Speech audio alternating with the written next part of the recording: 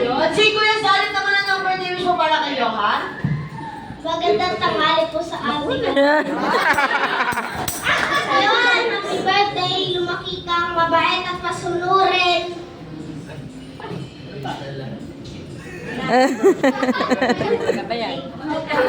Wait. Mahal lahat. Mahal ka ni Kuya. Alagaan ka namin lahat.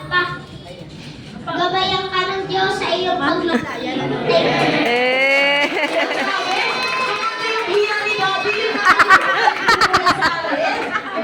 Si Daddy naman at si Mami, ano po birthday wish para kay Johan? Na bata, makatapos siya ng pag-aaral, tsaka sana palalo siyang healthy. Ano birthday wish ni Baby Johan? Okay, palakpakan naman natin si Mami at Daddy si Kuya sa atin. Okay, matapos natin marinig ang birthday wish ni Mami, ni Daddy at ni Kuya, tanungin naman natin si Jollibee kung may naihanda siyang birthday wish para kay Johan. Jollibee, may birthday wish mo para kay Johan?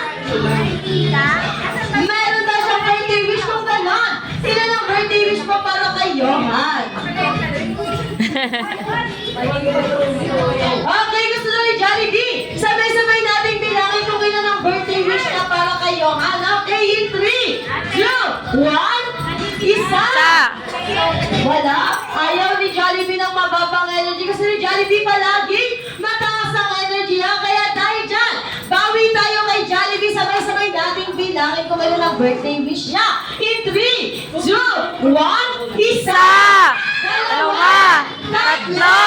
Apat. Apat lang. 5 daw, Jollibee. 5 daw ang daliri mo.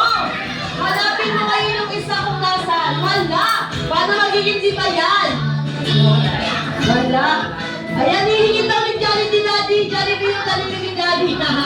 Okay, at dahil dyan, 4 lamang pang birthday wish ni Jollibee para kay Johan. At para sa unang wish ni Jollibee para kay Johan, sana siya ay mas lumaki, madasalin, at may takot sa Diyos. Okay, palakpakan naman natin si Jollibee.